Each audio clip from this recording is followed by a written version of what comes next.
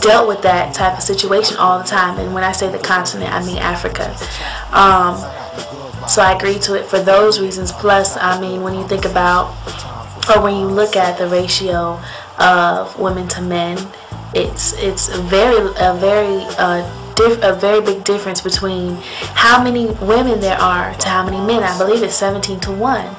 So when you look at that, that's just staggering. I mean, and that's just the truth.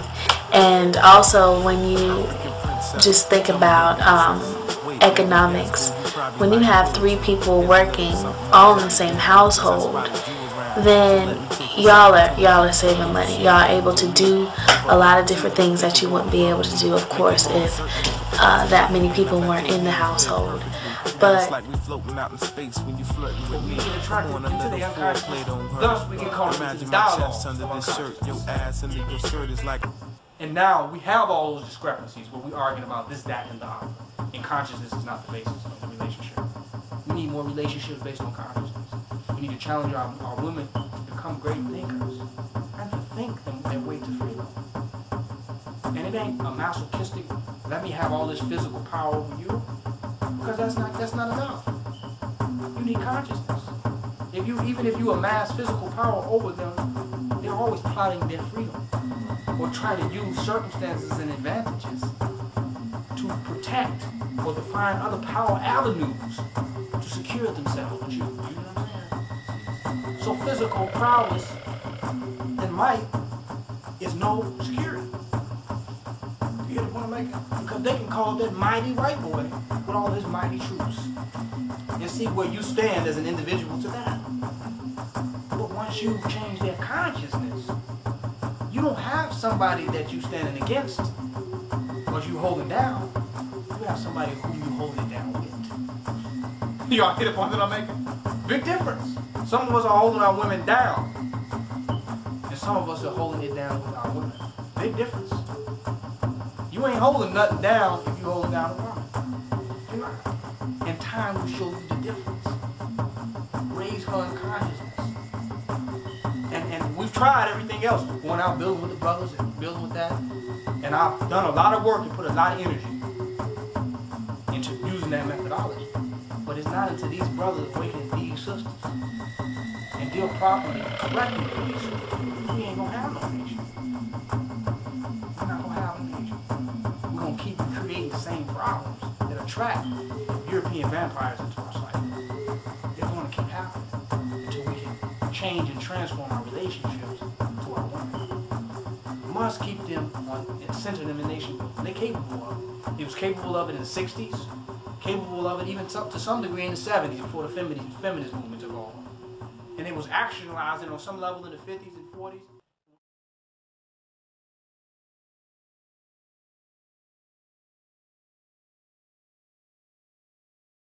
For me, I understand all the rational aspects of polygamy, but what I'm trying to get over is my ego, my emotions.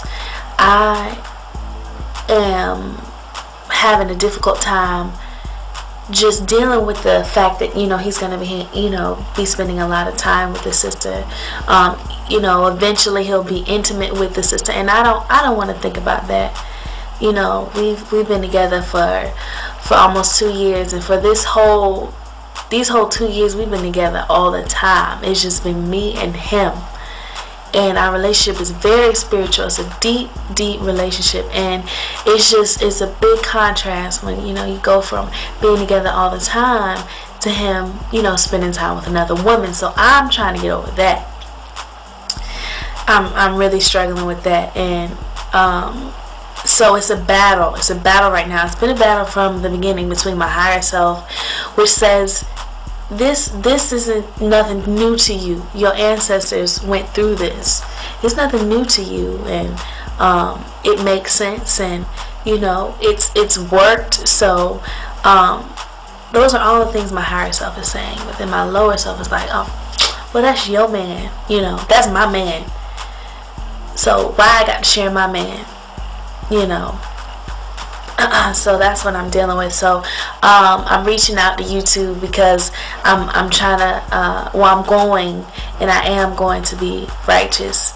So, and I want to do the best thing for our relationship. And my key man has been very honest, open and honest from the very beginning. So I know he's not in it for any malicious reasons. We're trying to, the goal is nation building. That's the goal. So I mean, that's a way to do it. And it's a positive way to do it. I mean, because the sisters need brothers, and that's just the bottom line. And they just don't need any old brother. They need good brothers. Good sisters need good brothers, and vice versa. We need each other. So, with the lack of the good brothers in the community, what do you do, sisters? What do you do? Do you say, no, I'm sorry, I got mine, you better find yours? Is that what we do? The conscious ones out there, is that what we do? I mean, we are supposed to be our brothers and our sisters' keepers, so we have to live up to that. White boy does, and not challenging them to become conscious. And two, the second thing we do is we protect them in their unconscious state. We do. We protect them in an unconscious state, which drags our energy into them. Y'all hear the point I'm making? Like, because we're worried about them and what they're going to do in their unconscious state. So our solution is to go into unconscious with them. Sometimes you got to let their unconsciousness whoop their ass. Do you hear the point I'm making? Because we came out of unconsciousness because it whooped our asses. Do you hear the point I'm making? Because if unconsciousness does not whoop her ass and she come to consciousness, you're going to have to whoop her ass. Y'all don't get what I'm saying. A rebellious person against natural law and natural order is going to be rebellious anywhere that they can be, wherever that natural law and natural order exists at. Whether it's you there, anywhere. So you got to let them say, well, I'm going to believe in a white man and use the white man and go with the white man and go with... Let them experience the challenges of that. You see what I'm saying? But all the time keep hitting them with consciousness. They will find out. And you got to let them. We can't, shelter them to such a degree that we don't allow them to be conscious co-creators of the shelter. Because they end up destroying the shelter when we do that. Let them run up against the wall. Let them run into the wall, and then we can turn them into wallflowers. You see what I'm making? Let them. And that's the thing that we have been doing wrong, sheltering them from their consciousness. We're saying, well, I don't want you to get out here with this white man and exploit yourself, so I'm going to exploit myself. I'll do it. I don't want to see you out here in this negative situation, this circumstance, with all these goddamn devils and vampires, so I get out here with the devils and vampires. You see the point I'm making? That ain't helping them. That's still giving existence to devil and vampire consciousness on our own part. Precisely. Give up the devil and the vampire or not. If you want to get out there and get with the devil and vampire, go ahead and do it till you experience the ends of that for yourself. Literally. And if we so attached to any particular woman... What black women need to do is take back your femininity, take back your sexuality, and let it be what it is. Just because you see some white girl on TV slurping up dick like she ain't got nothing better to do, don't mean you need to go do it.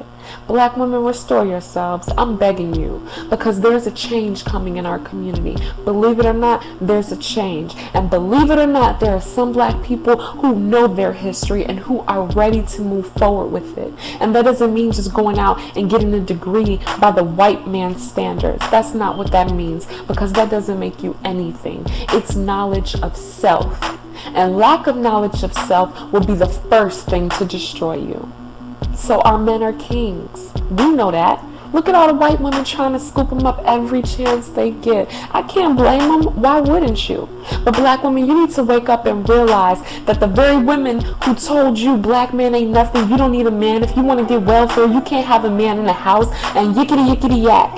I'm an independent woman. I can have sex with who I want to. These same women are dying to get in bed with your men. These same women are dying to have your men's babies. And why? Because you dropped the ball. You dropped the ball, black women. Don't look around and say, oh, but white women do it, Hispanic. I don't give a damn about them. You dropped the ball. And I'm a part of it too. So let's correct it. Black men, I'm not saying they're faultless, but we have to look in the mirror first. Let's stop putting our brothers down. Let's stop, you know what I'm saying,